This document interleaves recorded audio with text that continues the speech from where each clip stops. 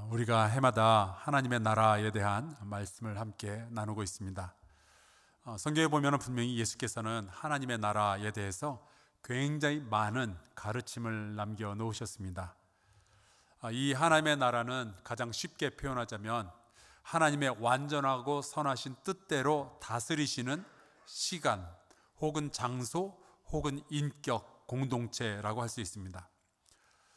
그런데 이 하나님의 나라는 예수 그리스도와 함께 이미 이 땅에 임했는데 아직 완전하게 이루어지지 않았다라는 말씀을 우리에게 또한 주셨죠. 하나님의 나라가 예수 그리스도와 함께 이 땅에 시작이 되었습니다. 복음이 들어간 곳에는 눌린 자가 자유롭게 되고 눈먼 자가 다시 보게 되는 놀라운 일들이 시작이 됩니다. 죄인들이 회개하고 사람을 붙들고 있던 귀신들이 떠나가는 거예요. 복음이 선포가 되니까 사람들은 누군가를 사랑하게 되고 용서하게 되고 자발적으로 누군가를 섬기는 일들을 시작하죠. 자기의 재산을 내어 가난한 자들을 돕는 일들을 자발적으로 했습니다. 그것이 오순절 이후에 성령 받은 사람들이 처음에 이루었던 교회의 모습이었습니다. 복음이 들어간 곳에서는 이방인과 유대인들이 서로 친구라고 부를 수 있었어요. 노예와 자유인이 서로 형제라고 자매라고 칭할 수 있었고요. 남자와 여자가 동등한 인격체로 인정을 받을 수가 있었습니다. 하나님의 다스림이 있는 곳, 하나님의 나라가 임한 곳에는 이러한 일들이 벌어지게 되는 거예요. 이것을 이사야 선지자는 600여 년 전에 이런 식으로 표현을 했습니다. 그때에 하나님의 나라가 임하게 되면 이리가 어린 양과 함께 살며 표범이 어린 염소와 함께 누우며 송아지와 어린 사자와 살진 짐승이 함께 있어 어린 아이에게 끌리며. 정말 아름다운 광경이 아닐 수가 없죠. 그런데 아직 그 하나님의 나라가 완성이 되지를 않은 거예요. 아직도 이 땅 가운데는 하나님의 통치에서 벗어나 있는 사람들이 있는 거죠. 자기의 욕심대로 마음껏 멋대로 살아가는 사람들이 있습니다. 여전히 거짓과 탐욕과 교만과 우상 숭배가 이 세상에는 자리를 잡고 있는 거예요. 그러면은 이미 시작된 하나님의 나라와 아직 완성되지 아니한 하나님의 나라, 이 중간의 시대를 살아가며 하나님의 나라가 완성될 것을 기다리는 우리는 어떻게 살아야 할까요? 이것이 505 영성 이 설교 시리즈가 우리에게 늘 던지는 질문입니다. 이미와 아직 사이에서 나는 어떻게 살아야 되는가? 오늘 말씀에 보면 2000년 전에 바로 이 질문을 가졌던 사람이 하나 있었습니다. 바로 아리마대 사람 요셉이에요. 오늘 우리가 읽은 말씀에 보면 이 사람에 대해서 이렇게 소개를 했습니다. 그는 하나님의 나라를 기다리는 자라. 저와 여러분이 다 이러한 사람인 줄로 믿습니다. 우리는 다 하나님의 나라를 기다리죠. 근데 요한복음에 보면은 이 사람은 예수님의 제자였다라고 또 기록을 하고 있어요. 비록 12 제자들 가운데 한 명은 아니었지만 예수님의 말씀을 듣고 또 예수님의 말씀대로 살려고 애를 쓰던 사람이었습니다. 그는 이미 시작된 하나님의 나라에 대해서 알고 있었고 이제 완성될 하나님의 나라를 기다리는 사람이었어요. 그런데 이 요셉의 직업이 뭐였을까요? 오늘 말씀에 보니까 그는 공회의 의원이었다라고 말합니다. 정치인이었다라는 뜻이에요. 그렇다면 정치인으로서 하나님의 나라를 기다리는 것이 어떤 뜻일까요? 분명히 정치인은 정치인으로서 하나님의 나라를 기다리면서 해야 될 일들이 있을 텐데요. 그래서 오늘 저와 여러분은 정치에 관심 있는 자들 혹은 정치를 하는 사람들이 하나님의 나라를 기다리면서 무슨 일을 할 수 있는지 여기에 대해서 말씀을 나누어 보려고 합니다. 그런데 하나님의 나라가 아니라 자기의 나라, 내 탐욕을 채워줄 그 나라를 꿈꾸면서 정치의 힘을 이용했던 사람들이 우리 인류의 역사 가운데는 상당수가 있습니다. 예를 들어서 히틀러는 제3제국이라는 이 지구상에서 가장 강력한 국가를 건설하기를 원했죠. 강하고 명석하다는 순수 혈통 게르만 민족이 세상을 다스리는 그런 나라를 꿈꾸었어요. 그러기 위해서는 정치라는 권력이라는 것을 통해서 모든 부와 자본을 싹 쓸어가고 있는 유태인들부터 제거해야 된다 해서 600만 명이라는 사람을 죽이게 됩니다. 그리고 결국에 전 세계를 전쟁의 소용돌이 안으로 다 몰아넣게 되죠. 아주 미친 사람이었어요. 스탈린을 볼까요? 이 사람이 꿈꾸던 나라는 공산주의라는 이데올로기가 다스리는 그러한 세상입니다. 철저하게 유물론으로만 사람을 해석하고 정치하는 그러한 나라를 건설하자. 이게 이 사람의 꿈이었어요. 세상에서 벌어지는 모든 다툼이나 질투들을 연구해 보니까 이게 다 계급 간의 계급의 차이에서 생기는 투쟁이니까 계급을 전부 없애버리면 될 거 아니냐. 또 더 잘 사는 사람과 못 사는 사람들이 있어서 서로 싸우니까 그러면은 모든 재산을 빼앗은 다음에 그거를 다 똑같이 나눠주면 될 것 아니냐.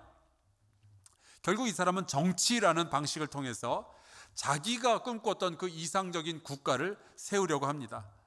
그 첫 번째 단계가 모든 부자와 지식인들 그리고 자기의 정치 방식에 반대하는 모든 사람들 전부 제거하는 거죠. 그런 식으로 스탈린은 자그마치 8천만 명을 죽입니다. 그렇게 해서 만들어진 나라가 소련입니다.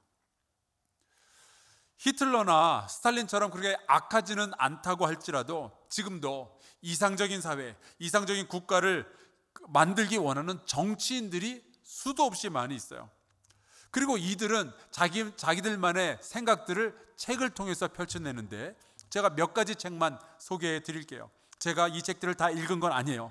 하지만 얼마나 많은 정치 혹은 정치 전문가들이 이상적인 사회를 꿈꾸고 있는지, 그리고 이상사회와 정치가 얼마나 밀접하게 관련을 맺고 있는지 이것만 여러분이 아시면 좋겠습니다. 제일 먼저 보이는 게 Paradise Now라는 책이 있죠. 낙원을, 그 이상사회를 지금 한번 거슬러 볼 수 있겠느냐, 이런 생각을 가진 미국의 그 이상주의자들이 꽤 있었습니다. 그 다음에 제퍼슨이, 그 미국의 대통령 가운데 제퍼슨이 가지고 있었던 정치적 방법을 통해서 어떻게 이상사회를 구현하려고 했는가에 대한 책이 있고요. 그 다음에 Political Utopias, 정치적인 이상사회를 건설하려는 사람의 생각들이 나와 있습니다. Political Uses of Utopia, 이것도 역시 마찬가지예요. 유토피아를 건설하는데 정치를 어떻게 사용할 것이냐, 이런 내용들이죠. 이게 다 정치와 관련된 이상사회를 건설하겠다는 꿈의 이야기들이에요. 제가 이거를 다 읽어본 게 아니라 그냥 구글로 검색만 했을 뿐이에요. 근데 첫 페이지에 나온 책들만 해도 이렇게 많더라고요. 왜 정치인들은 자기들이 꿈꾸는 사회를 만들기 위해서 이렇게 정치적인 방법을 동원하려고 하는 걸까요? 원하는 세상을 만들기 위해서는 정치가 필요하다는 것을 알고 있기 때문에 그런 거죠. 결국 이상사회를 만든다는 것은 누군가는 다스리고 누군가는 법을 만들고 누군가는 따라가야 되는 그러한 세상에 대한 이야기니까요. 최근에 각광을 받는 책이 있었습니다. 30대의 젊은 유럽의 젊은 학자가 쓴 책인데 책 제목이 리얼리스트를 위한 유토피아 플랜이라고 번역이 됐어요. 제가 보니까 여기에 한글은 위안밖에 없고 나머지가 다 또 한글이 아니에요. 그래서 이걸 다시 번역을 하자면 현실주의자가 이상사회를 건설하는 계획, 이 정도로 또다시 번역이 가능할 것 같아요. 이번 선거에서, 이번 대통령 선거에서 좀 독특하다라고 여겼던 것이 그 후보들 가운데 몇 명이 기본소득에 관련한 공약을 내걸었습니다. 여러분 기억하시죠? 그런데 바로 이 책이 그 기본소득이 모든 사회 문제와 가난의 문제를 해결하는 현실적인 해답이라고 주장하는 바로 그 책이에요. 아마 후보들이 이 책을 참고했을 것 같습니다. 모든 사람들에게 최소한의 먹고 살 만큼의 기본소득을 주면 사람들은 더 열심히 일하게 될 것이고 더 행복해질 것이다 라고 주장하는 책이에요. 근데 제가 이 책을 보고 그런 생각을 했습니다. 저자가 아직 30대라서 이런 생각을 하나 보다. 이 사람이 한 40, 50대고 인생의 쓴맛을 조금 더 보면 생각이 달라질 수도 있겠다 생각을 했죠. 저는 그런데 어떤 정치 이론이 맞다 혹은 틀리다를 떠나서 정치라는 것이 어떤 새로운 세상을 만드는 일에 굉장히 밀접한 관계가 있다는 것을 제가 말씀드리고 싶은 거예요. 세상을 망가뜨릴 수도 있고요, 세상을 좋은 곳으로 만들 수도 있습니다. 정치가 그런 거예요. 오늘 우리가 드라마 바이블 시간에 그 예레미야 9장의 말씀을 읽었는데, 그 내용은 이스라엘이라는 나라가 산산조각이 나는 내용입니다. 그 땅에는 정치인들이 많이 있었어요. 하지만 그들은 세상을 더 좋은 곳으로 만들지 못하죠. 오늘의 주인공 이 아리마대 사람 요셉은요, 정치인이었던 거예요. 그런데 말씀해 보니까 이 정치인에 대한 평가가 이렇게 됩니다. 50절, 공회의원으로 선하고 의로운 요셉이라 하는 사람이 있으니. 공회의원, 정치인인데 선하고 의롭대요. 과연 이것이 잘 어울리는 이야기일까? 예전에 제가 들은 이야기인데 이런 이야기가 있습니다. 어느 더운 여름날 정치인 3명이 보신탕을 먹으러 아주 유명한 식당에 갔답니다. 그런데 주문을 받으러 온 종업원이 그러더래요. 여기 개 3명이요. 개고기를 먹는 사람이 3명인데 뭔가 말이 좀 묘하죠. 이런 우스갯소리가 왜 유행을 할까 보면은 정치인들에게 대한 약간의 분노와 실망은 누구나 다 가지고 있기 때문에 그렇습니다. 하지만 여러분, 정치인들이 다 타락하고 거짓말장이고 욕심장이들일까요?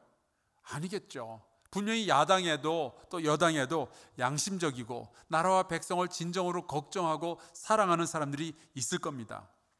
그런데 우리는 정치하는 사람들을 바라볼 때 저 사람이 선하냐 의로우느냐 이런 질문들을 잘 안 던져요. 우리가 던지는 질문이 이거죠. 저 사람이 좌냐 우냐 혹은 진보냐 보수냐. 여러분, 제가 설교를 할 때 고아와 과부와 나그네를 위해서 정의를 해야 된다라고 말씀을 드리면은 저는 좌파에 가까운 것 같아요, 우파에 가까운 것 같아요? 제가 좀 좌파에 가까울 것 같다 하는 분들은 고개를 왼쪽으로 한번 해보시겠어요? 여러분이 말씀은 안 하시지만 왠지 좀 좌파 냄새가 난다라고 생각을 하실 거예요. 만약에 제가 설교를 할 때 동성애는 죄입니다, 이걸 막아야 됩니다 라고 이야기를 한다면 많은 분들이 약간 좀 오른쪽 냄새가 난다라고 말씀을 하시겠죠. 그런데 여러분, 저는 좌파나 우파 얘기하는 게 아니라 성경 말씀을 나누고 있는 거잖아요. 근데 굉장히 많은 분들이 좌파 우파와 성경 말씀을 구별을 못해요. 왜 성경을 좌니 혹은 우니 보수니 진보니 하는 잣대로 재고 있는가? 여러분, 성경이 잣대지 어떻게 좌나 우라는 잣대를 가지고 성경을 들여다보냔 말이에요. 혹은 진보와 보수를 측량하는 잣대가 성경이죠. 여러분, 성경이 우리의 생각과 우리의 모든 판단과 우리의 행동의 기준이 되어야 할 줄로 믿습니다.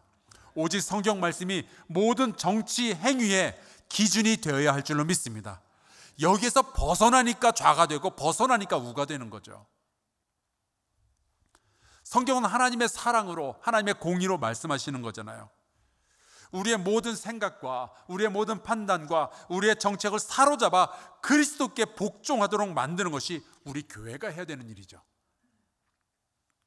성경 말씀은 내버려 두고 좌니 우니 진보니 보수니 하면서 함께 쏠려다니는 것, 여러분, 우리 굉장히 심각하게 경계해야 돼요.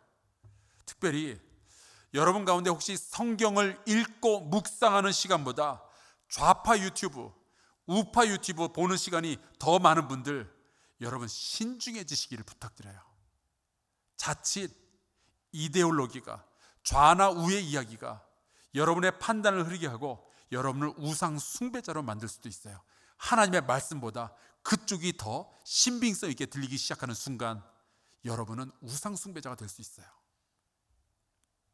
성경은 이 요셉이라는 정치인이 좌인지 우인지를 이야기하지 않고요, 대신 선하고 의롭다, 하나님 보시기에 선하고 의롭다는 표현을 하죠.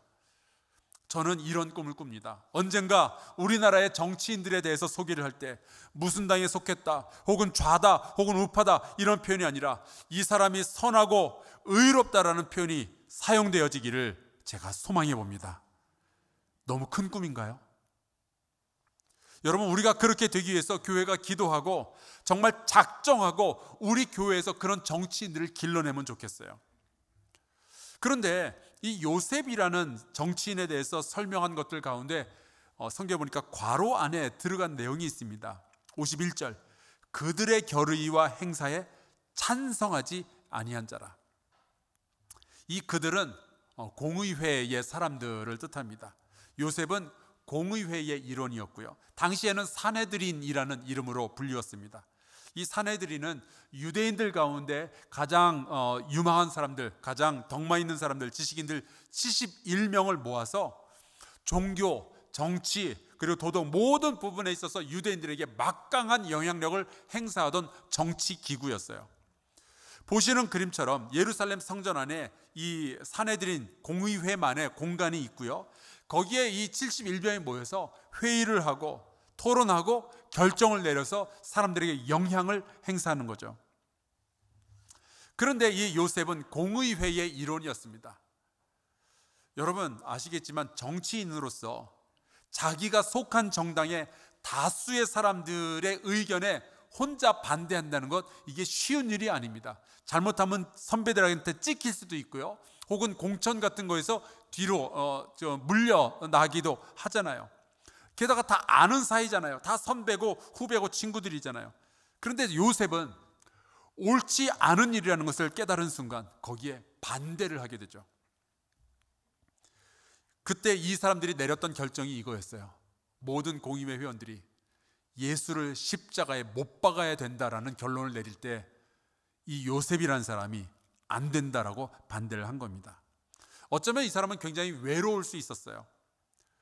하지만 그는 악한 일에 대해서는 반대표를 던지죠. 자기 그룹인데 자신의 입장, 자신의 관계, 자신의 위치보다는 선하고 의로운 일을 지키는 일에 자기의 인생을 걸었던 사람이 이 요셉이었어요. 요셉은 내 편이면은 무조건 옹호하고 상대편이면 무조건 끌어내리는 사람이 아니라 자기 그룹에, 자기 정당의 잘못된 판단에 대해서는 잘못되었다라고 지적할 수 있는 정치인이었다는 거죠. 그리고 예수를 십자가에 못 박으라고 결정을 내렸던 그 공의회를 악마의 집단이니 아니면 꼴통이니 그러면서 손 씻고 떠나가고 포기해버리는 것이 아니라 그 안에 여전히 머무르면서 비록 외롭고 작은 목소리일지인정 요셉은 내부로부터의 자기 그룹을 개혁시키는 그 일을 꿈꾸던 사람이었습니다. 저는 지난 두 번의 정권을 보면서 이쪽은 저쪽을 보면서 주사파니 간첩이니 혹은 사회주의자니 하는 그런 이름으로 부르고, 이쪽은 저쪽을 수구 꼴통이니 토착 외군이 혹은 꼰대라고 부르는 것을 10년 동안 봤어요. 가장 가슴 아픈 것은 그렇게 서로를 비난하고 욕하고 끌어내리는 그 10년이 지나는 동안에 좌와 우가 서로를 악마라고 부르는 그 동안에 서로 멀어지기만 했지 가까워질 방법들이 사라져버린 거예요. 이른바 다리를 불태워버렸다 그러죠. 대화를 더 이상 할 수 없는 관계가 되어버렸고, 자기네들끼리의 세를 넓히기 위해서 모든 백성에게 똑같은 방식으로 생각할 것을 그동안 종용해 왔던 것이 지난 10년간의 정치인들의 모습이었어요. 정치인들만 그런 게 아니라 우리도 똑같이 그에 휩쓸리는 것을 바라보면서 너무나도 아쉬운 마음이 생겼습니다. 제가 미국에 있을 때 이런 이야기를 들은 적이 있어요. 미국에는 민주당하고 공화당 그 두 당이 서로 이렇게 싸우는데, 민주당 후보를 지지하는 어떤 부모에게 딸이 한 명 있었는데 이 딸이 그러는 거예요. 자기가 사랑하는 사람이 생겨서 결혼하고 싶다고. 그랬더니 부모님이 아주 쿨하게 대답하더랍니다. 어떤 사람이든 괜찮은데 공화당은 아니어야 된다고. 근데 여러분, 우리가 그런 식으로 생각을 해요. 그 사람의 면면은, 그 사람이 어떤 환경에서 자랐는지, 그 사람에게는 어떤 사연이 있는지 들어볼 생각도 아니하고 그냥 그쪽이면 무조건 반대, 이쪽이면 무조건 찬성. 여러분, 이것이 우리 대한민국의 정치의 깊이를 다 보여주고 있는 이야기가 됐죠. 물론 이 이야기는 지어낸 이야기겠지만 우리가 여기서 크게 벗어나질 못하고 있는 거예요. 여도 야도 다들 입장이라는 것이 있고 자기 나름대로의 생각이 있고 자라온 환경이 있고, 그들이 바라보는 것들이 있을 텐데 그 입장 차이를 좁혀가는 협상을 하기보다는 그저 상대를 주사파니 수구 꼴통이니 하면서 불러 제끼면은 어떻게 우리가 협치라는 것을 만들어낼 것이며 어떻게 우리가 평화라는 이야기를 나눌 수가 있겠어요. 저는 그러니까 우리 기독교인들은 어느 편에 설 건가를 떠나서 내가 믿는 사람이라면, 하나님의 나라를 기다리는 사람이라면 내가 서 있는 바로 그 자리에서 어떻게 선하고 의로울 수 있는지를 고민해 봐야 되고 그 일을 위해서 우리가 기도해야 한다고 믿습니다. 내가 만약에 좌에 서 있으면 좌를 개혁을 시켜야죠. 내가 우에 서 있으면 우를 개혁을 시켜야죠. 그들이 하나님의 말씀에 더 부합할 수 있도록 내가 애를 써야죠. 언제까지 우리가 좌는 우를 욕하고 우는 좌를 욕하면서 살아가겠어요?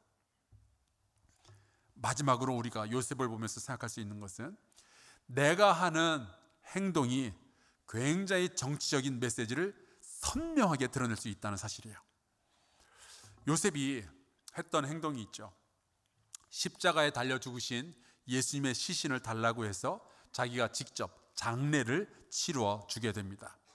이것을 마가복음에 보니까 이렇게 기록을 했어요.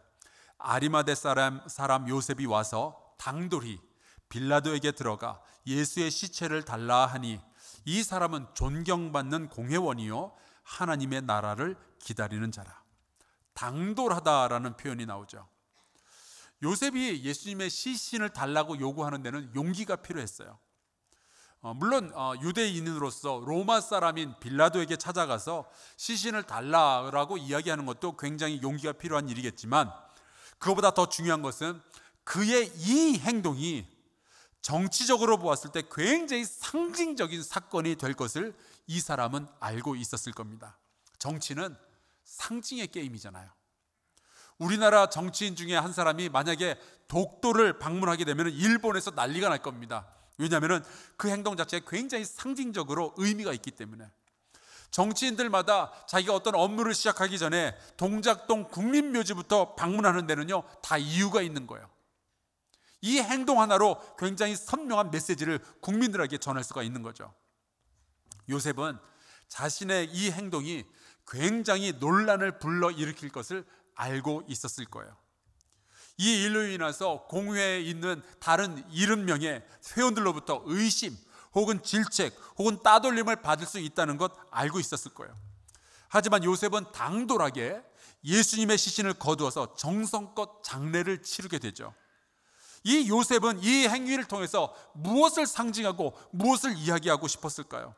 나는 로마인 빌라도 겁나지 않는다? 그런 게 아니죠. 나는 이 공의회 사내들이는 순수구 꼴통이라고 생각한다? 그거 아니에요. 이 사람이 이 행위를 통해서 말하고 싶었던 것은 나는 예수를 사랑한다 였습니다. 나는 예수를 따르는 제자이며 나는 하나님의 나라를 기다리는 사람이다. 이 사람의 행동에 그 메시지가 담겨 있는 거예요. 하나님의 나라를 기다리는 우리는 때로는 이러한 용기를 내어야 할 필요가 있습니다. 모든 악인들의 시선 앞에서 의인의 걸음을 당당하게 걸어야 할 필요가 있는 거예요. 우리가 세상의 빛이 된다는 것은 산 위에 있는 동네가 숨기우지 못한다는 것을 깨달아야 가능한 일입니다. 레슬리 뉴비긴이라는 선교학자가 쓴 책이 있는데 복음, 공공의 진리를 말하다라는 책에 보니까 이런 구절이 나와 있어요. 교회가 새로운 세상을 만들기 원한다면 그들 자신부터 새로운 세상이 되어야 한다.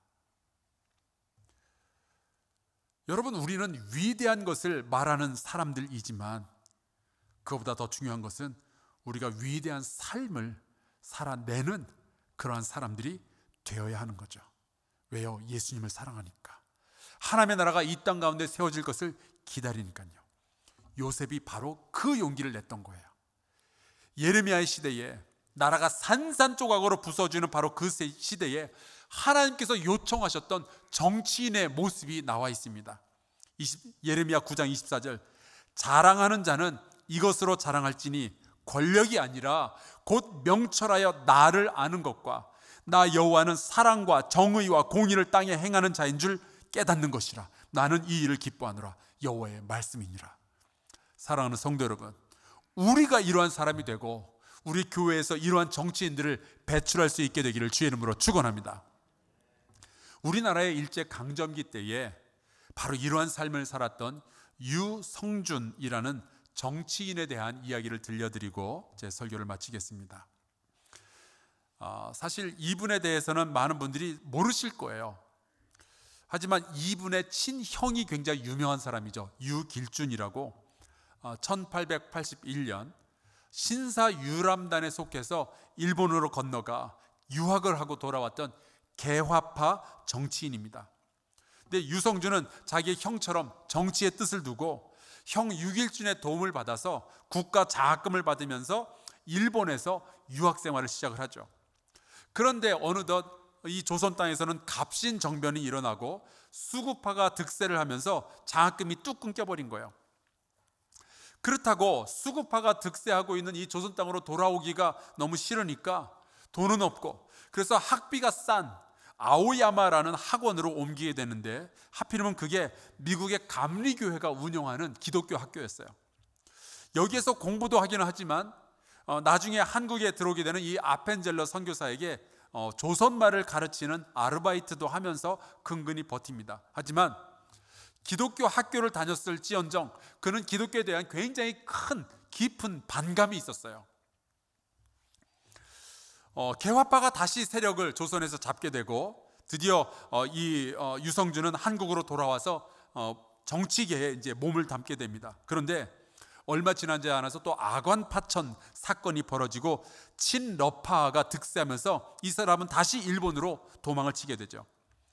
그리고 그곳에 있다가 이번에는 또 수구파의 정치적 모략에 걸려 들어가지고 체포되고 한성 감옥에 들어가게 됩니다. 이러한 과정들, 정당이 정당을 서로 헐뜯는 이러한 과정 속에서 정치의 환멸을 느끼기 시작하죠. 그런데 그때 그 한성 감옥에 같이 갇혔던 사람들 가운데 이상재 혹은 이승만, 이런 크리스천들이 있었어요. 지금 보시는 사진은 그때 한성 감옥에 같이 갇혀 있었던 사람들의 사진인데, 그 보시는 사진의 앞줄에 쪼그려 앉은 사람들 5명이 있죠. 그 중에 가운데에 앉아 있는 자그마한 사람이 유성준, 바로 그 사람입니다. 이 사람은 감옥에 함께 있는 사람들과 함께 좀 심심하고 무료함을 좀 달래보려고 성경을 읽기 시작합니다. 그런데 성경을 읽는 가운데 성령께서 이 사람을 만지신 거예요. 성경을 읽다가 눈물이 터져 나오면서 통곡하고 회개하며 그 감옥에서 예수 그리스도를 믿겠노라는 고백을 하게 되죠.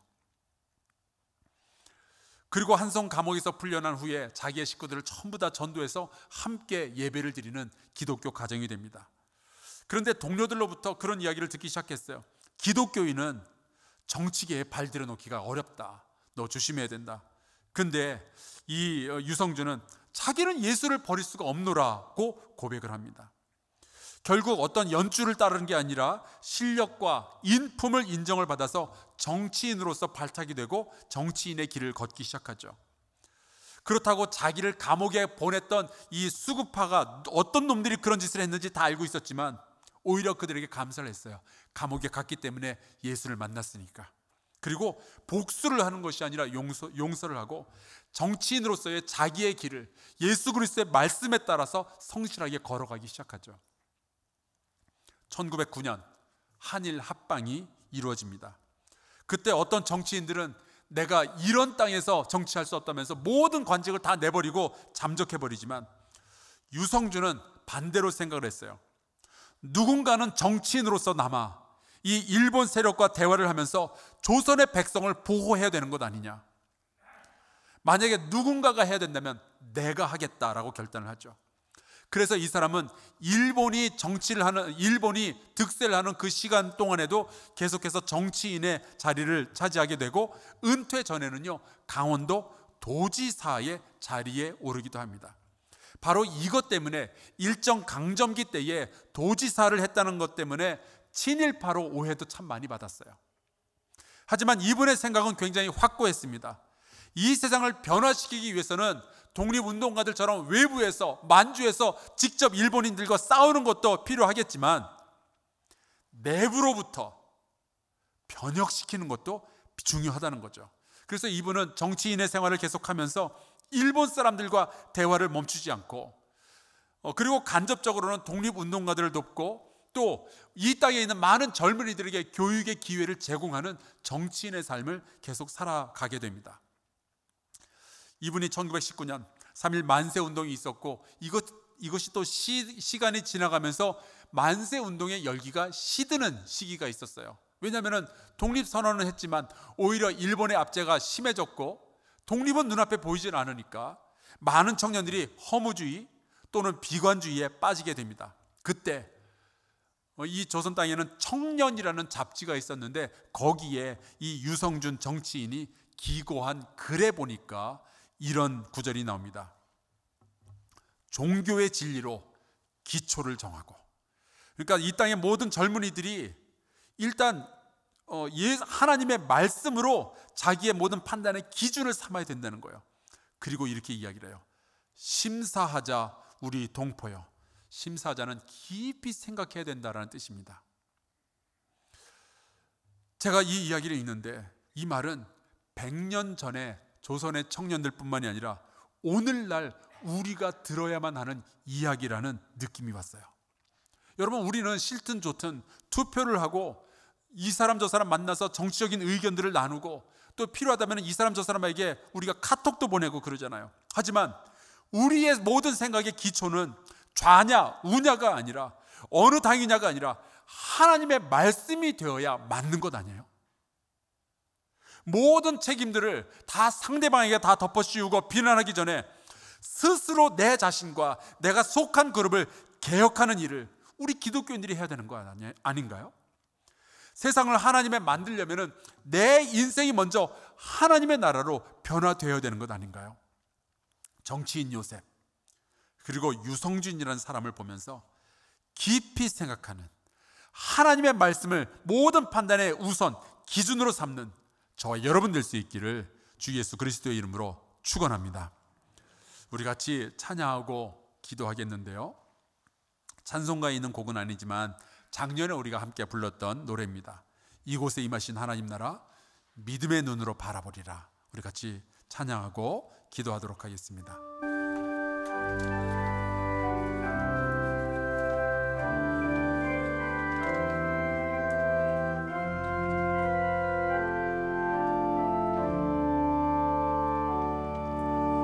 이곳에 임하신 하나님 나라 가난한 마음으로 바라보리라. 먼저 그 나라 그 뜻 구하며 나의 삶 드리리.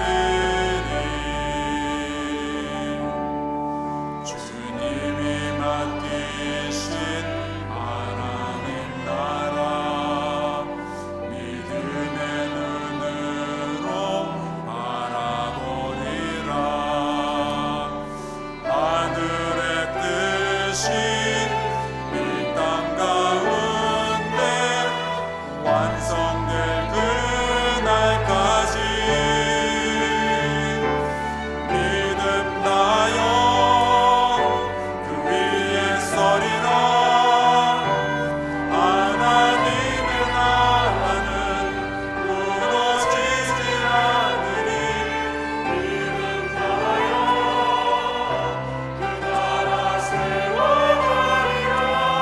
주님 곧 오실 때까지 믿음 다여 그 위에 서리라. 믿음 다여 그 위에 서리라. 하나님의 나라는 무너지지 않으리. 믿음 다여 그 나라 세워가리라. 주님 곧 오실 때까지. 우리 같이 통성으로 기도하겠습니다. 하나님, 이 땅의 정치가, 이 땅의 정치인들이 하나님의 말씀을 알게 하여 주옵소서. 이 땅의 교회가 위대한 삶을 시작하게 하여 주옵소서. 약육강식이 아니라 공존과 평화를 선택하게 하여 주옵소서. 하나님의 다스림이 정치 영역 안에도 임하기를 소원하며 우리 같이 동성으로 기도하겠습니다. 여호와 하나님 아버지, 주님 앞에 간절히 구합니다. 우리가 하나님의 나라를 기다리는 자들로서 하나님 이 땅의 정치 세계, 정치 문화를 바라보며 오늘 이 시간에 함께 머리 숙여 기도합니다. 아버지 하나님이여, 정치하는 이들이 하나님의 말씀을 기준으로 삼을 수 있기를 바랍니다.